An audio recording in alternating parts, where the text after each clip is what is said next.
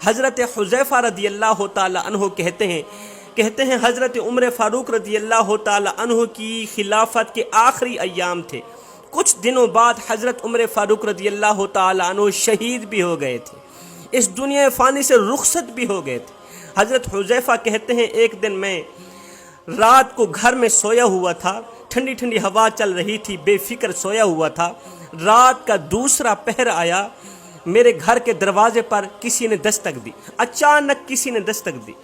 میں گھبرا گیا کہ رات کا دوسرا پہر ہے، اچانک میرے گھر کے دروازے پر کس نے دستک دی۔ میں گھبرا کر میں نے دروازہ کھولا، دیکھا حضرت عمر فاروق رضی اللہ تعالی عنہ کھڑے۔ میں نے حضرت سے پوچھا، حضرت خیریت تو تھی آنے کی، آپ مجھے اپنے گھر میں بلا لیتے، بندہ نچیز کے گھر آنے کی وجہ کیا ہے؟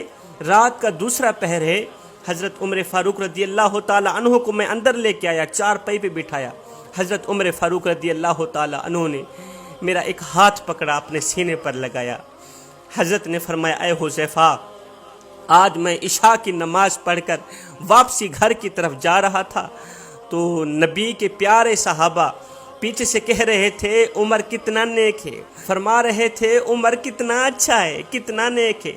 حذیفہ، میں اپنے گھر میں گیا، میں نے اپنی بیوی سے پوچھا کہ کیا تو مجھ پہ راضی ہے؟ بیوی نے کہا میں آپ پہ راضی ہوں۔ بچوں نے بھی، بیوی نے بھی اللہ کو گواہ بنا کر کہا کہ ہم آپ پہ راضی ہیں۔ حذیفہ، میں آپ کے پاس آیا ہوں، لوگ تو مجھے نیک کہتے ہیں، لوگ تو مجھے اچھا سمجھتے ہیں، میں آپ سے اتنا پوچھنا چاہتا ہوں، سچ سچ بتانا کہ عمر کا نام منافقوں میں شامل تو نہیں ہے؟ مجھے سچ سچ بتانا حذیفہ، خدا رہا کہ میرے کریم نبی تیرے ساتھ راز کی باتیں کیا کرتے تھے، میرے کریم نبی تجھے راز کی باتیں سنایا کرتے تھے۔ مجھے اتنا بتا دو کہ لوگ تو مجھے اچھا سمجھتے ہیں، لوگ تو مجھے نیک سمجھتے ہیں۔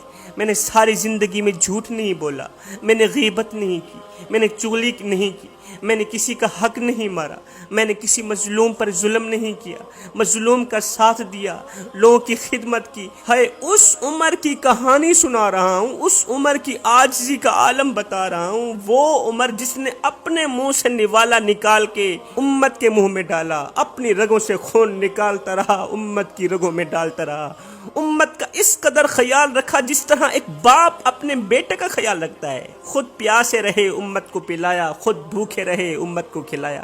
اس عمر کی عاجزی کی کہانی سنا رہا ہوں جس کے بارے میں میرے کریم نبی نے فرمایا کہ میرے عمر کو اللہ تعالی نے مقام اتنا دیا ہے، مرتبہ اتنا دیا ہے کہ عمر جس راستے سے جا رہا ہو شیطان وہ راستہ چھوڑ دیتا ہے۔ عمر کی بہادری کو سلام، آپ کی بہادری سے شیطان بھی ڈرتا ہے۔ اتنا مقام دیا، اتنے بڑے مقام و مرتبے کے مالک حضرت عمر فاروق رضی اللہ تعالی عنہ کی عاجزی تو دیکھیں۔ حذیفہ، مجھے سچ سچ بتانا کہ عمر منافقوں میں شامل تو نہیں۔ حذیفہ، مجھے بتاؤ تو صحیح، میرے نبی تجھے راز کی باتیں کیا کرتے تھے، راز کی باتیں سنایا کرتے تھے، لوگ تو مجھے اچھا کہتے ہیں، کبھی میرے کریم نبی نے بھی مجھے اچھا کہا تھا؟ میرے کریم نبی نے کبھی تجھے کہا ہو کہ عمر میرا نیک ہے، عمر اللہ کو بھی پیارا ہے، عمر مجھے بھی پیارا؟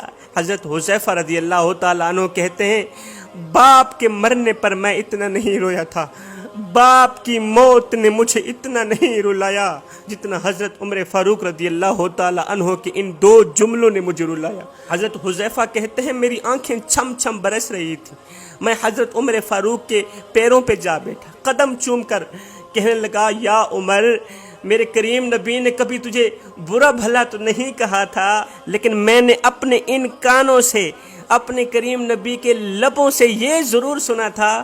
ایک دن میرے نبی نے فرمایا، حذیفہ، میرے عمر کے مقدروں کو سلام، اگر میرے بعد کوئی نبی ہوتا تو وہ عمر ہی ہوتا۔ میرے عمر کی جو قربانیاں ہیں، میرے عمر کی جو خدمات ہیں، اللہ تعالیٰ کو اتنی زیادہ پسند ہیں، وہ اتنی بڑی قابل قبول ہیں کہ میرے بعد کوئی نبی ہوتا تو وہ عمر ہی ہوتا۔ اللہ اکبر۔ میرے بھائیوں، ہم ایک لمحے کے لیے سوچیں، وہ عمر جس کے بارے میں میرے کریم نبی نے فرمایا، عمر جس راستے سے جائے شیطان وہ راستہ چھوڑ دیتا ہے، 24 لاکھ مربع میل کا شہنشاہ حضرت عمر فاروق رضی اللہ تعالی عنہ جس کے بارے میں میرے نبی نے فرمایا میرے بعد کوئی نبی ہوتا تو وہ عمر ہی ہوتا، اس عمر کی عاجزی کا عالم یہ ہے، انکساری کا عالم یہ ہے، خوف خدا کا عالم یہ ہے، اس عمر کے دل میں اللہ کا اتنا خوف ہے، اتنی عاجزی ہے۔